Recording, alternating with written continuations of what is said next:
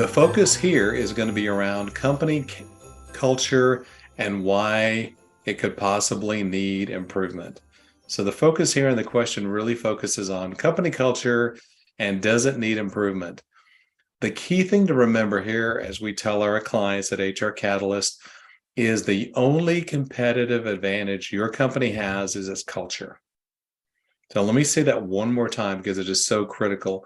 The only competitive advantage you have over all of your other competitors is your culture. That's the only thing that a competitor cannot replicate. They can copy your products, your services, and things like that. It's just like buying a car. You could go out and buy a Volkswagen from 20 dealerships in DFW. You could go out and buy a Lexus from 20 dealerships or a Nissan, name whatever your car of choice is.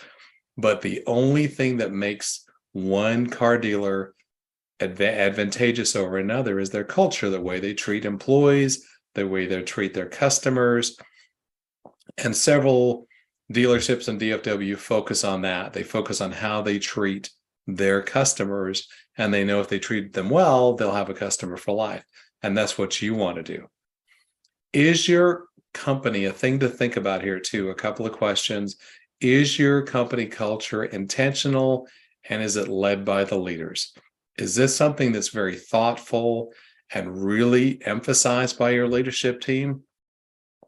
Because every company has a culture.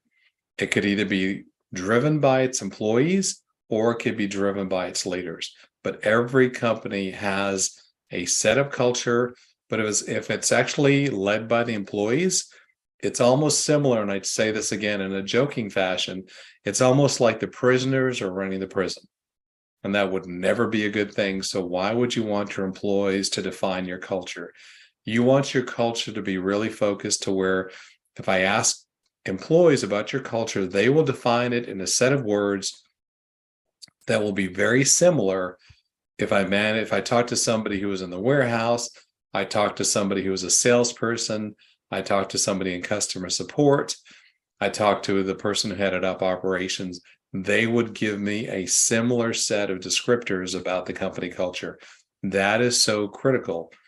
And then the key thing is when you're talking about it with existing employees, you need to remind existing employees, even if you say this every week, remind them every week, every month, every quarter when you have an all employees meeting, remind them about the company culture and why it's so important.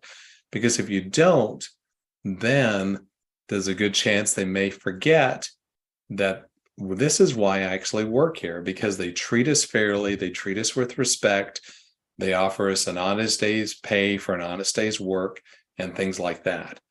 So making sure, when you think about it, we really think about when we're talking to existing clients or prospective clients, you can also reference your culture. So it's not something you only deal with employees internally, and it's not something that's just focused on an internal differentiator, but it's also something you focus on. You put it on your website, you make a big splash. Whenever you're trying to hire somebody, you tell them about your culture and what makes your company so great. So really focus on that because it is critical in your organization. So that's the next item to really focus on so that you stay off of the HR naughty list. You really focus on your company culture going into next year. And that's something that you're really going to be very intentional about going into next year in 2023.